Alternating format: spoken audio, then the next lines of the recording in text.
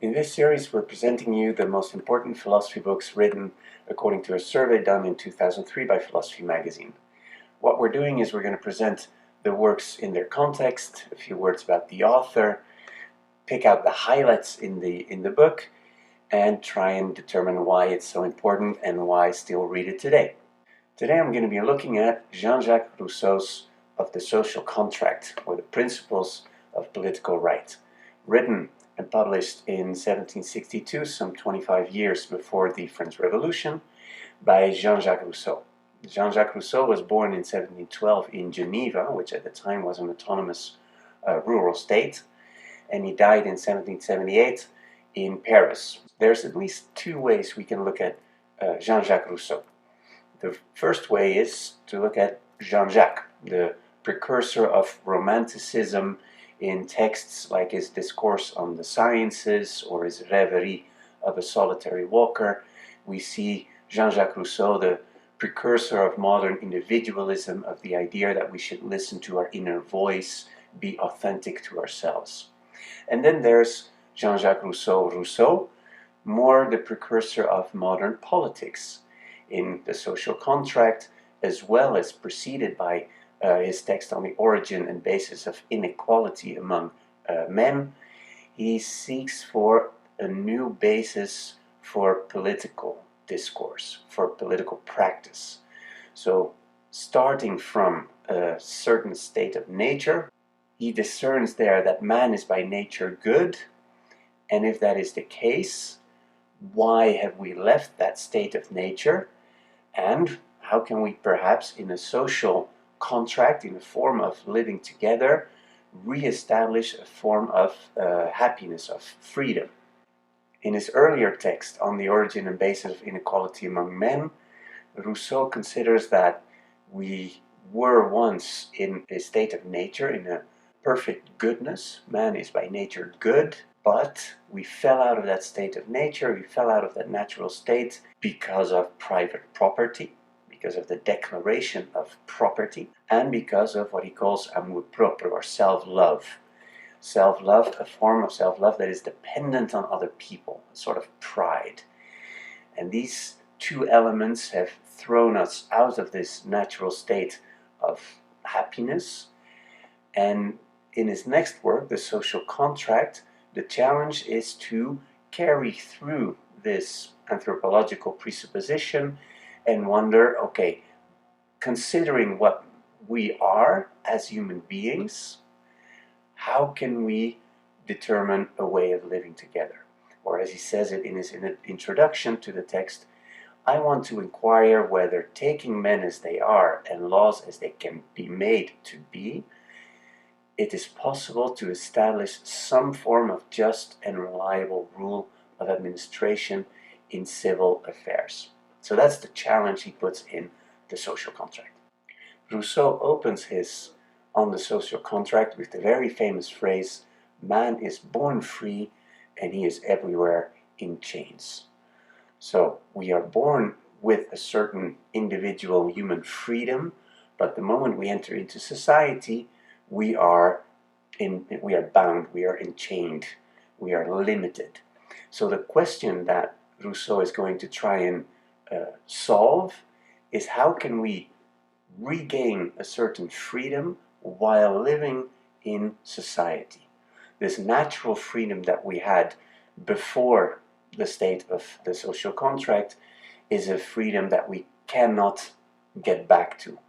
It has been followed up by the present inequalities that we have, the division of property, jealousy, pride, and it's basically a sort of paradise lost that we cannot get back to.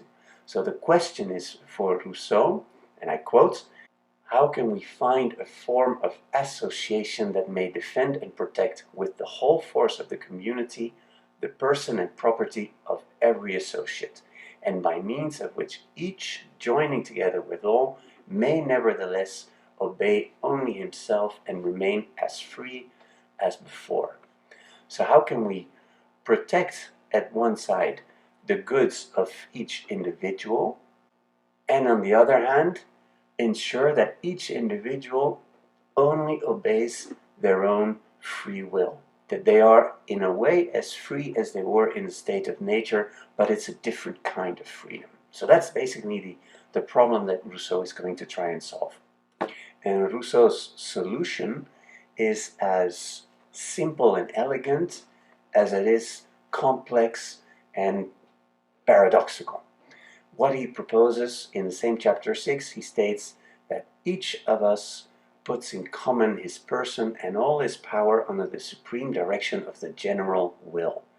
And in return, each member becomes an indivisible part of the whole. So what Rousseau is saying is that to be free, and to be free and obey our own individual will, what is required is actually the total and complete alienation of each individual from themselves. We have to give ourselves completely to the whole. In that way, and only in that way, can we ensure a civil equality, as opposed to the current inequality that we still have in today's society. So we have to become an indivisible part of the whole. Each and every one has to coincide with regards to their personal will completely with the general will. So the general will is in fact the only legitimate authority imaginable. It's constituted from the will of each and every individual community member put together into a truly popular sovereignty. And mathematically speaking, if all wills are included, that means that obeying the general will coincides, equals exactly obeying one's own will. So the sovereign, the political leader, is in fact not a third power. It cannot be someone from outside or an external party. It is only the collectivity as such. And so any representation, any form of representative government would in fact mean that we're obeying someone else's will and not our own. So you see the paradoxical nature that accompanies this concept of general will. From a perspective of radical individuality, that is proper to Rousseau, we end up with a radical collectivism that is also proper to Rousseau. And individual freedom can exist only in the case of a total resignation, a total giving oneself to the community. Social freedom requires we sacrifice this individual natural freedom of the state of nature that preceded. And to be free is actually to obey the general will completely. It's clear that Rousseau manages a very different and particular kind of understanding of what freedom is. If usually we understand freedom in a more liberal Hobbesian way, freedom from restraints to do whatever we want as long as it's not illegal in the privacy of our own home or within the boundaries of legislation, Rousseau is much more a proponent and an understanding of republican freedom. To him, freedom consists in the positive freedom to act in accordance with the community. Very much opposed to modern and Hobbesian liberal selfishness, which basically lets us do what we desire as long as we don't infringe on someone else. In this case, in this republican understanding of freedom, Rousseau is attempting to restore the value of positive freedom that it is to participate in society. The question how we are to apply this general will proposed by Rousseau is obviously very problematic. We've seen the risks in history. Like I said, this book by Rousseau, The Social Contract, was published some 25 years before the French Revolution, and among others, Robespierre, who was pretty much personally responsible for the terror that followed a few years after 1789 in France, named himself the general will.